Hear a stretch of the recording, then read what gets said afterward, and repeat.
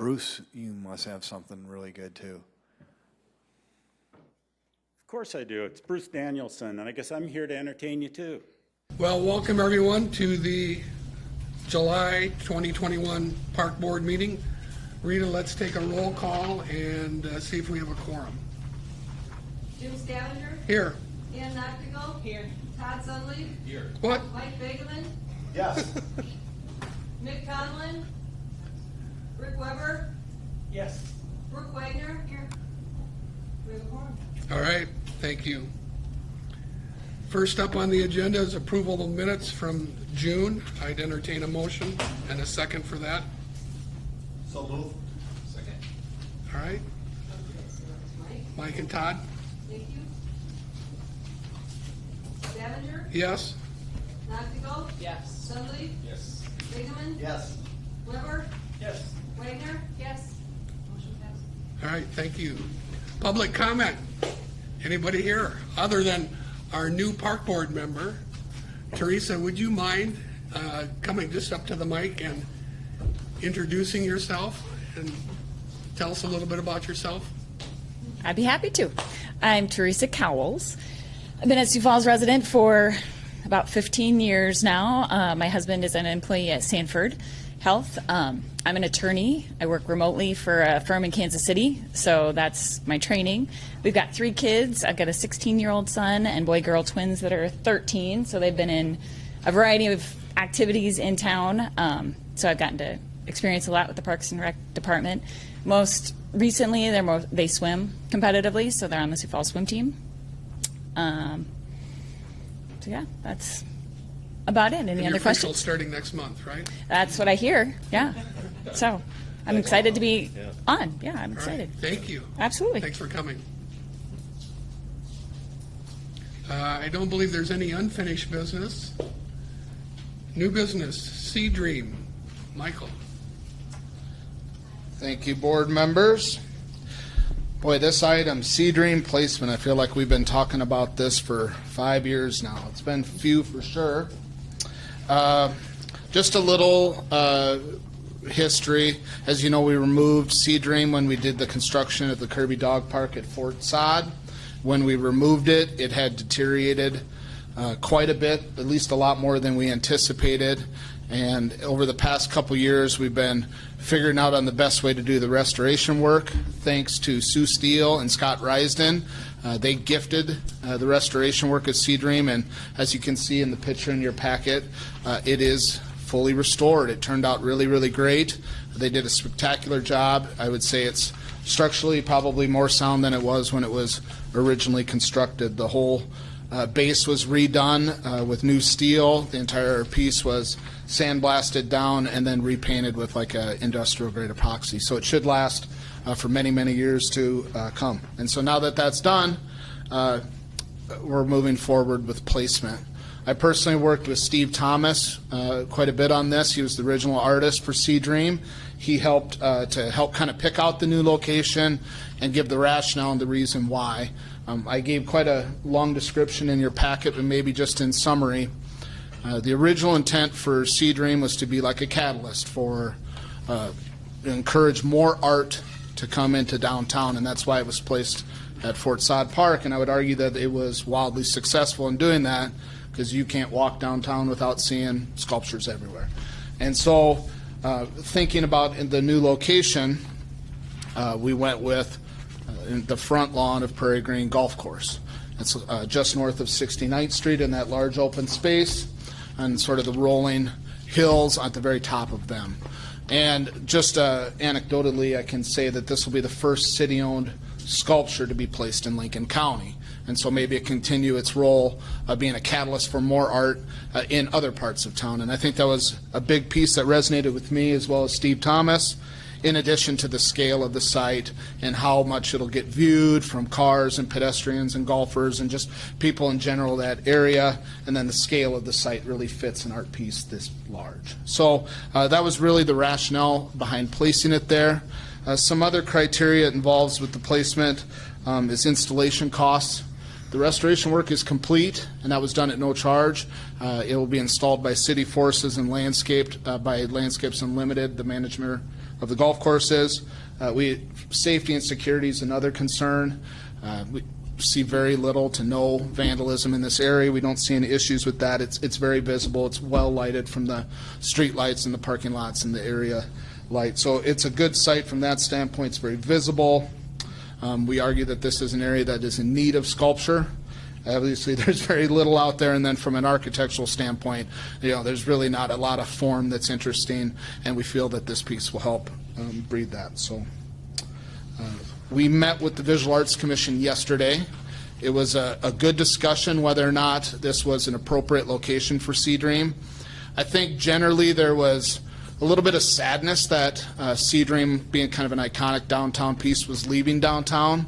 But at the end of the discussion, the Visual Arts Commission agreed that this is an appropriate location and supported the recommendation of placement at Prairie Green Golf Course. So with that, staff recommends your recommendation for placement of it at Prairie Green, and I can try and answer any questions you have. No questions. It seems like a natural spot for it to be, and like you say, there's so many statues downtown now. In fact, I'm now a downtown resident, and outside of the building where I am at, there will be 3 new sculptures part of the sculpture walk. So they just continue to add sculptures to downtown. But this is a really neat addition to, like you say, outside of downtown. Right. You worked through a lot of issues, Mike. Nice job. Thank you. Yes, it was quite the process. So, if the board supports it today, the next step will be go to City Council, which would happen here in August, and we'd look to place it yet this fall. Okay. Any questions for Mike?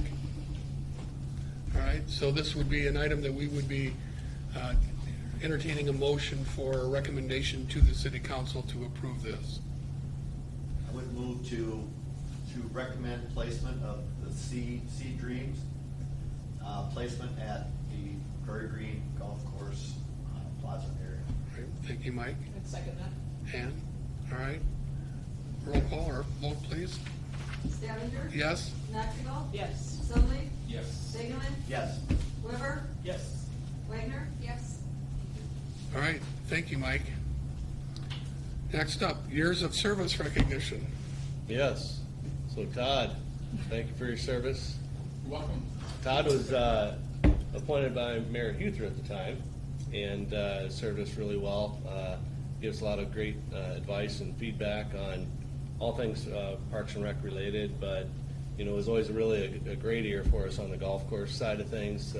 Being a regular golfer and knowing a lot of the folks that golf out there, Elmwood Renovations was involved in that piece of it, and so every time somebody fulfills a board term, we always try to recap some of the major projects that happened during your time on the board. And so Jackie and the staff have made a little video that looks like she's getting up here, and just wanted to share some of the accomplishments while Todd was involved. And he had some big things happen while he was on the board, Midco Aquatic Center and several others. So Now, I didn't put music to this one, so Todd, you're gonna have to sing to it. Sing. Okay?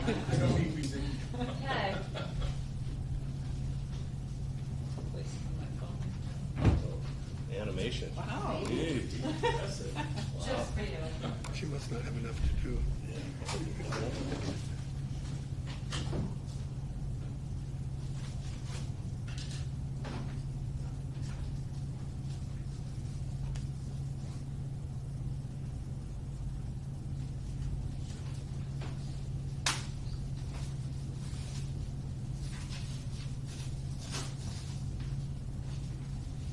Do a farewell speech while this was going on. I guess so.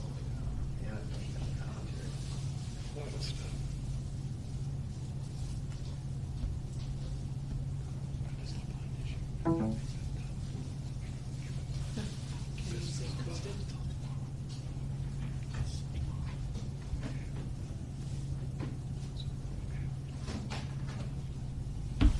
Yeah, and I think Rita, you brought us a plaque, didn't you? Yes. Hope there's not more drops. Well, Todd, thanks for your service. Thanks for being part of our Parks and Rec team. And we got a little plaque for you. It says City of Sioux Falls Parks and Recreation Board presented to Todd Sudley in recognition of your outstanding board service. Date served, 2016 to 2001. Congratulations.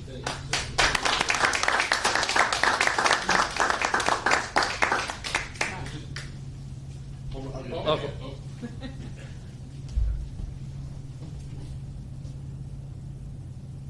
Perfect. Just a couple of things that, I've heard others kind of complete their 5 years, it's just like, it goes so fast. It really does. When I joined 5 years ago, I thought I knew a lot about Parks and Rec, and short period of time, knew that was not the case. It's amazing what you guys are all involved with. And Don and Mike and Jackie and Tori and Kelby and Rita, what a fabulous team you guys are.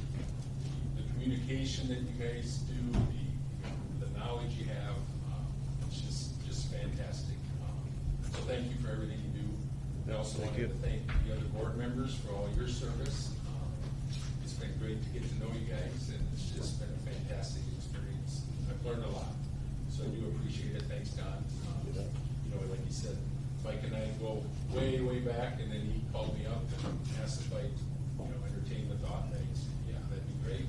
So it's been a wonderful experience, and I just want to thank everybody and appreciate everything. So Very good. Thanks, Todd.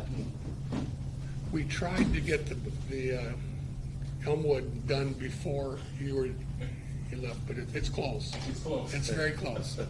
It's close. Thanks, Todd. You bet. Thanks. Report of the director, Don. Yeah, just a few updates for you. Tomorrow at 3 o'clock, the mayor will be giving his budget address for the 2022 budget. There's several Parks and Rec things that'll be mentioned in that budget address, and so excited to see him unveil his 2022 budget. So if you want to tune in on CityLink, you're more than welcome, or show up in person. Last night, Tori and I were at the city council meeting presenting the parkland gift from Sioux Steel to the city so we can build the downtown River Greenway. And then we also had the multiple easements that we had on the park board agenda in recent months to allow Sioux Steel to be able to do their development, provide additional parking adjacent to Falls Park West, the future Jacobson Plaza, and so all that went through. Not a lot of discussion other than the park purpose question came up a little bit about how do we designate parks as, is this land a park or is it not a park?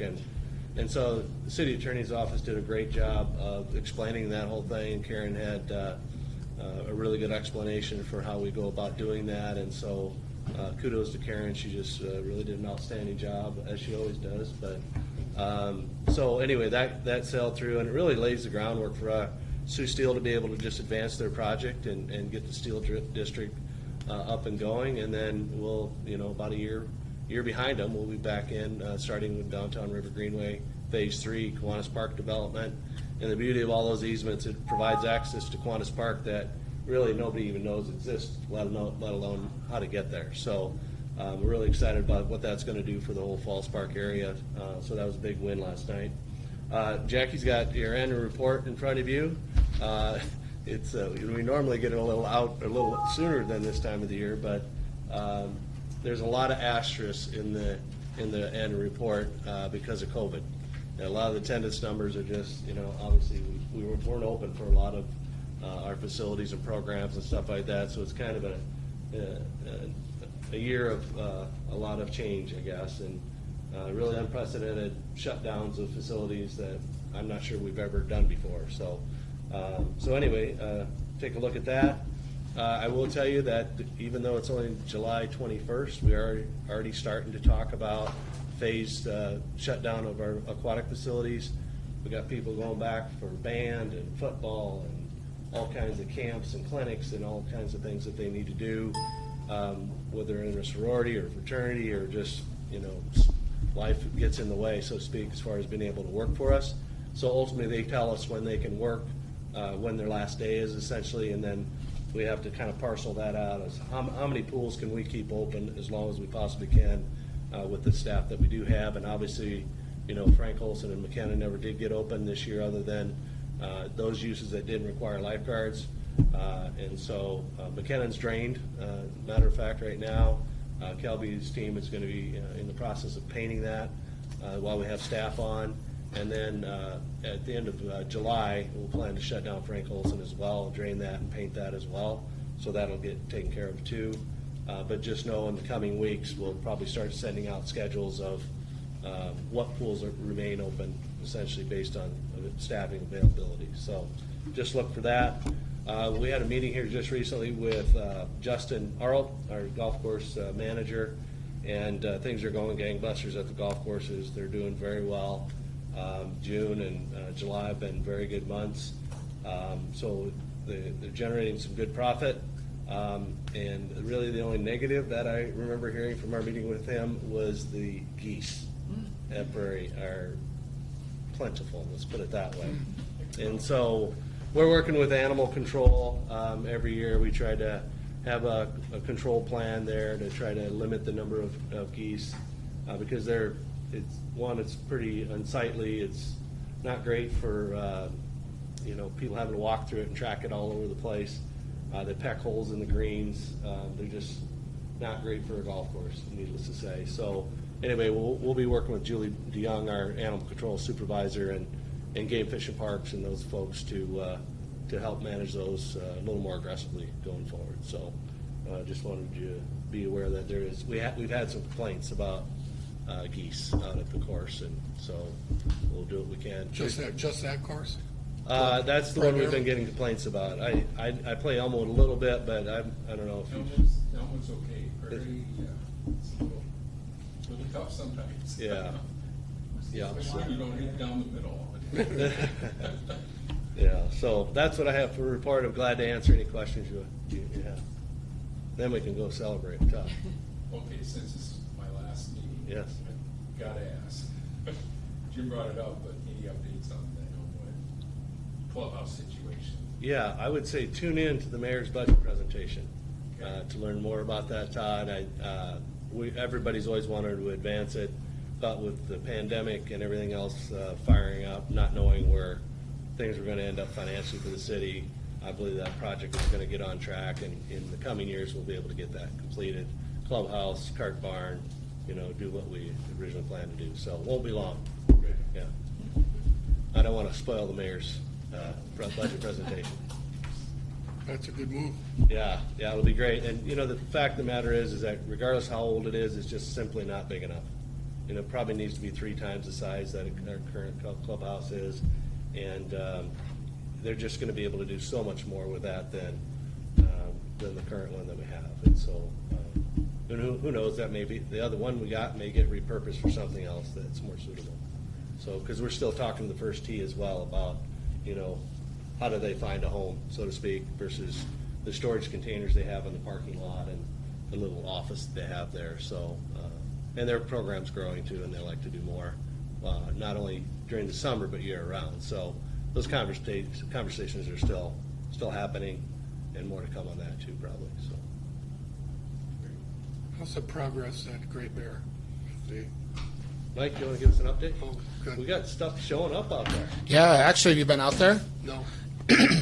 So far, every tower is up, and they've installed the framework on the upper terminal, and the whole lower terminal is put up. Now, they're still working on the mechanical systems that go with it and the power, but if you go out there, even the rope is up. It's not tensioned, but it's up. So making really, really good progress on that.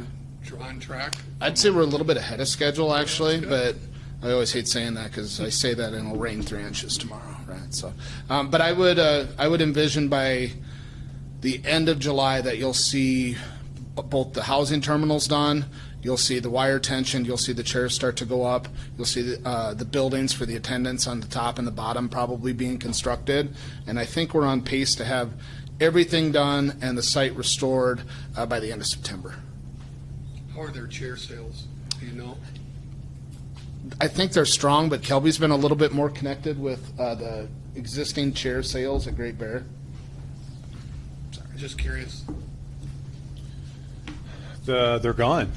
Oh, really? Yeah, the raffle was a great success. A lot of people bought multiple tickets, and everybody whose raffle ticket was drawn bought the chair. So they raised, between the plaques and the chairs, they raised a little over $33,000 for the area. Nice. And everybody got one that wanted one. There might be a couple of people out there, but nobody's complaining at this point. So there was one that was purchased by Great Bear and was auctioned off. So people had an opportunity outside of the raffle to get a chair as well. So Great Bear does a great job on their Facebook about updating on the progress. So if you're on Facebook, you can just follow them and they do weekly updates. Good. Are you on Facebook, Jim? I don't, I can just send you a snapshot of What is that? For the younger people in the room. Thank you, Ann. Other questions or comments for Don? All right, thank you.